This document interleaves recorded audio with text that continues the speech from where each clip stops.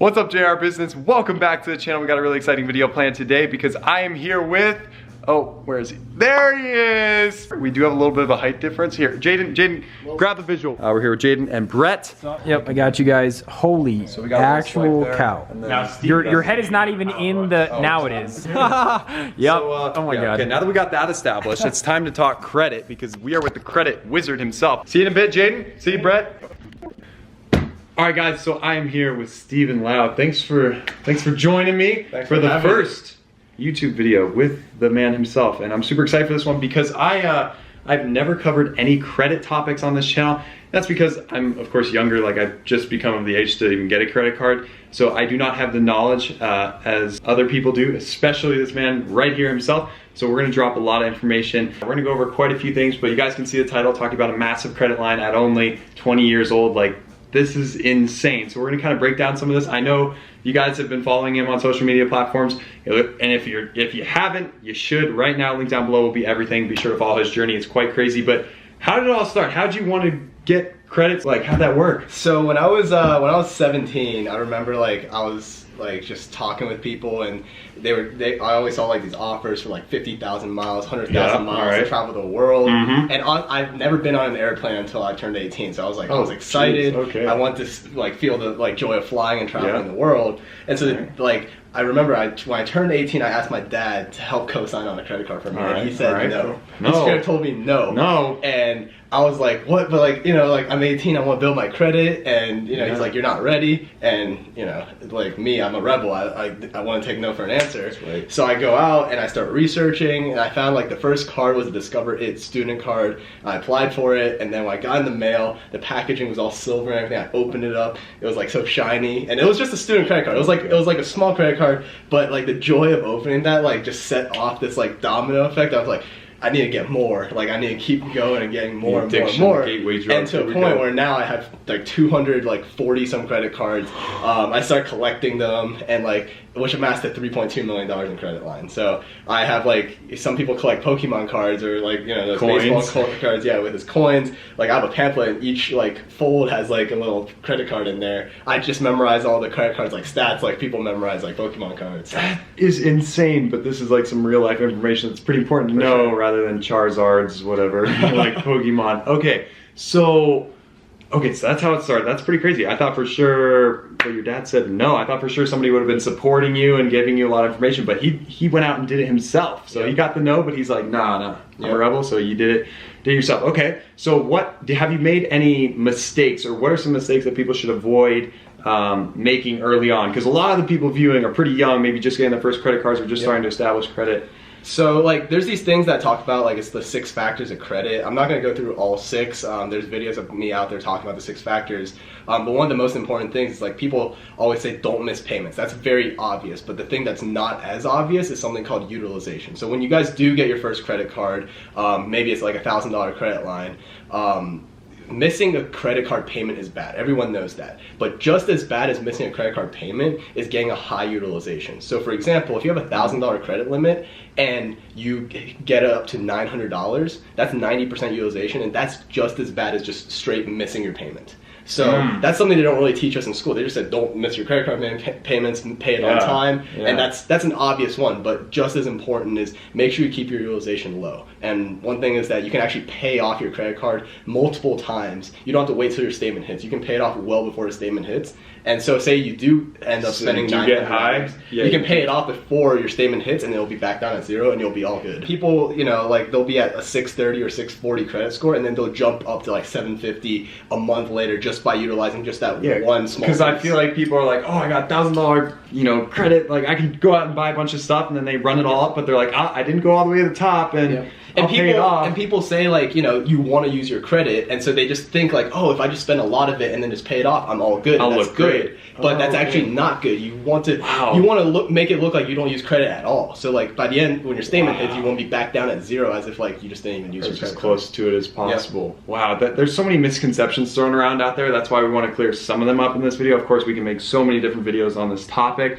But in school, I mean, do they even teach us anything about credit? Yeah, I feel like they just teach you the basics. Yep, don't miss your payments. They teach you to be scared of credit, right? They teach you and I were just talking downstairs Yeah. about like, you know, hard inquiries and soft inquiries, and everyone's Yep. like, oh, maybe just check it once a year and you're good. Yeah. No, like there's sites like Credit Karma, which I just introduced to you, that you can check it for free, and it does a soft pull, so it doesn't hurt your credit at all. You can at least know where you are. So if you guys are watching this, just go to creditkarma.com and you can at least go and sign up. And know where you're at, know where you can improve on. And it doesn't hurt your credit score at all to check as a soft pull. It was always taught as sometimes a scary thing because people don't know how to use it, and they go into these massive credit card debts. That's all you hear about in school is, oh, avoid credit card debt, and you hear that all the time. All these adults who made mistakes, and you've been teaching a lot of people and guiding them in the right direction because you know all the little hacks in ins and outs, and it's amazing. I've learned so much from him, and like I said, I don't know much at all about credit. It's not my thing, but just like today in these last couple hours, I've learned so much that'll, I'm sure, improve my score. Other tips and tricks, are there certain little hacks that you love sharing with people? Another like little tip is that you actually need to have more than 21 accounts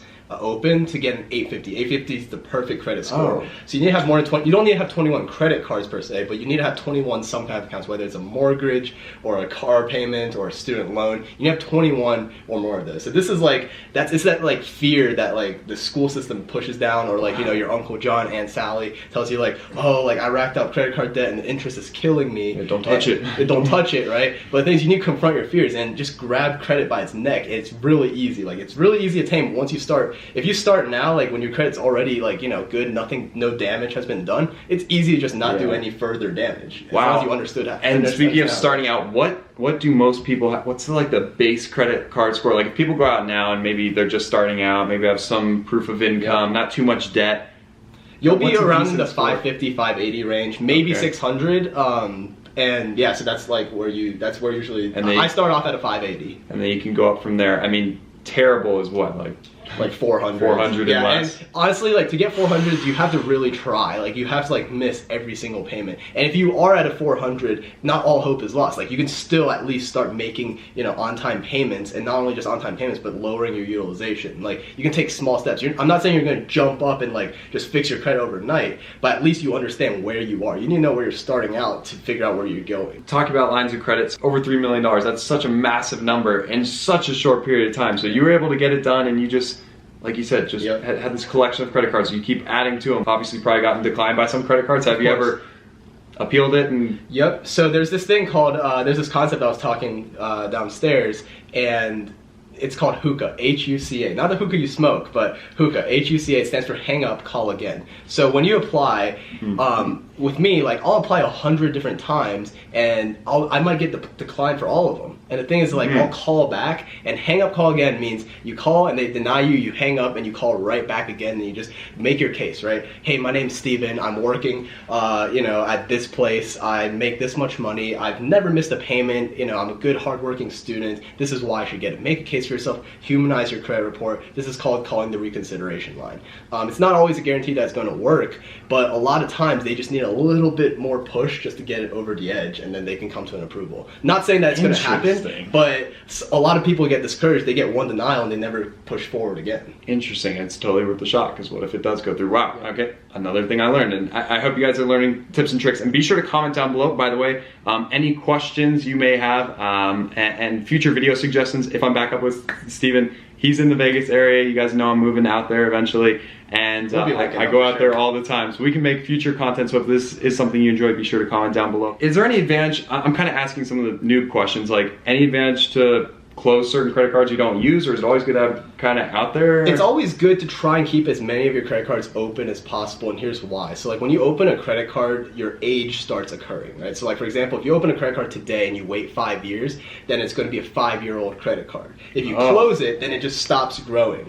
And another one of those factors, I know I said we want to go through all 6, but we're kind of going through all 6 anyway. One of the factors of credit is age, and you want to have 9 years or more credit history. So I'm only 20 right now, and I've only been in the credit game for 2 years. So like I'm not even, there's no way I'm going to get an 850 credit score. I'm not telling you guys I have a perfect credit score. Like I have a pretty good credit score. I have a 780. But the thing is that like you need 9 years or more. So if you close your credit card like at 2 years old, it's never going to grow past 2 years, and your average age is going to get stuck there. Now I know sometimes like you may have to because of an annual fee. It gets so high. And again, there's something called a retention line you can call, and you can make a case and say like, look, I don't really use this card that much, but I'm a good like paying customer, is there any offer you can extend me? Maybe $100 offer after I spend $1,000, maybe some kind of bonus, some travel miles. I mentioned at the beginning of the video, that's what got me interested first, because getting all those miles, 50,000, 100,000, those are like round trip tickets, like flying first class all over the country. Yeah, talk about that a little bit, because there's so much more to credit cards than a lot of people may think. They just see it as, okay, way to buy stuff and go into debt, but like there's really so many other perks to it, and that's something you've been able to hack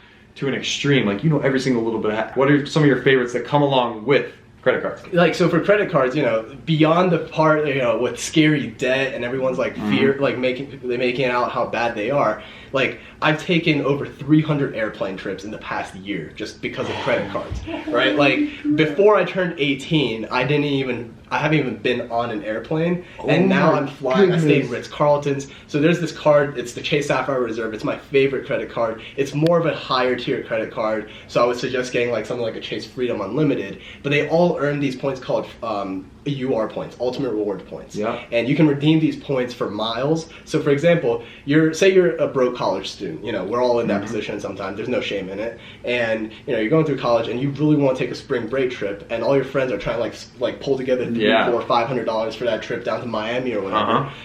You could literally just open a credit card that says, you know, spend $1,000, spend $2,000, and you get $100 cash back, or $200, $500, whatever amount of cash back. I just go on like websites, I do research. One of my favorites is uscreditcardguide.com, and I go there and I check it, I look through it, and it's like a Wikipedia of all the sign-up bonuses. I do research, I just look at, all right, so I want to go to Miami for spring break. So looks like Delta's the cheapest one flying, so I'm probably going to go with Delta. I want to fly first class because, you know, I'm bougie, I want to do that. So, you know, I go on Delta's website, it breaks down to like 30,000 miles or like 60,000 miles round trip, and then I go and I find out, like, you know, Amex has an offer right now for 70,000 miles after I spend $2,000, and this other one has, you know, another 100,000 miles after I spend $5,000. But you're gonna say like, okay, well, I don't have $5,000 to spend, and I don't want to accumulate all that debt. One concept is don't spend money you don't have, and this is those things. Don't go out and buy a $5,000 TV just so you can take a trip. One of the tactics I started doing was I used gift cards. I bought gift cards,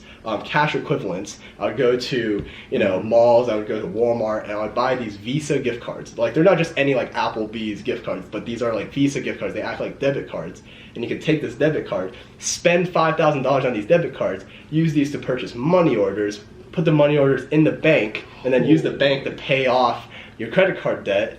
And now you're back down to zero. You don't owe the bank anything, but you still spent $5,000 or whatever. You got the bonus, you take the miles, and now you go spend it, and you go travel the world. You see? The hacks left and right. There's so many hacks in there. That was 2 of the 6 we just reviewed so far.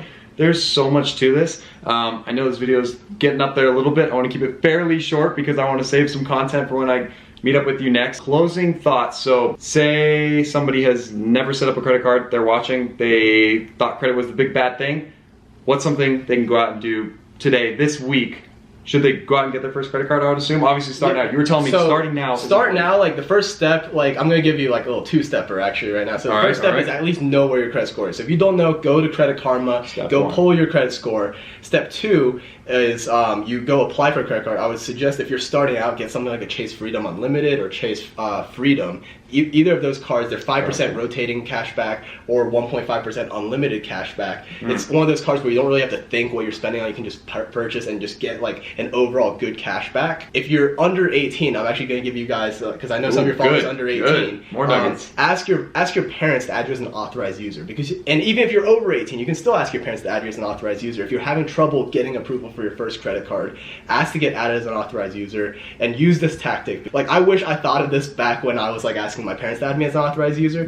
Ask them to add you as an authorized user. You get to inherit their 25 years of good credit. And it's not going to be like you did it yourself, but at least it'll give you a good bump. Like, if you get added, you might get bumped up about 110, 120 points if they have good credit. They don't have to be your parents either. It could be your, like, you know, your uncle with good credit or whatever. Get added. Here's the trick. Tell them, I don't want the credit card. Once, like, you know, the credit card you add me as an authorized user for comes in the mail, cut it up. I don't want it. I just want to be added so that way I can get good credit so you can help me. It does you absolutely no risk, Uncle John, or, you know, mom and dad, whatever. That way you can at least get your foot in the door, and then you can go and apply for your first real credit card that's your very own. And, you know, if you're a student, get the Discover Student. That was my first one, but I would still suggest something like Chase Freedom Unlimited or Freedom. Any of those cards would be the the first step that you guys can do within the next week. I always say the saying, you know, the best time to plant a tree is 20 years ago. The next best time is now, today, because you can immediately start growing your credit today, and rather than wait like 6 months and then you'll regret, wow, I wish my credit age was 6 months now had I applied 6 months ago.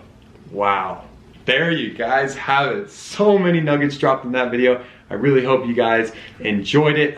So I'm just trying to keep up with all this because like yourself, I'm new to this thing too, but I've learned so much. And give him a follow, like I said, watch all this stuff go down. Your journey is crazy in entrepreneurship, and that's what's so unique about today. And like Brett and Jaden, who are just downstairs, we all offer our own unique, you know, specialties. And yours is obviously credit and hacking and all this stuff. Like, you do so much. There's so much to it. But I really hope you guys enjoyed this video. You ever gonna start a YouTube channel? Man, I probably should after talking with you. Like, and I'm getting all hyped up here. I want to start making some videos. Guys, comment down below. Should he set up a YouTube channel? I bet you if there's enough comments, I'll show you the comments. Dude, you would be rocking and rolling. This information is valuable. Yeah. All right, well, thank you guys so much for watching. Subscribe if you're new. Like I said, drop a comment down below. Like the video if you enjoyed it, and we will see you in the next one. Bang, let's go. That was good. Yeah, that was fire.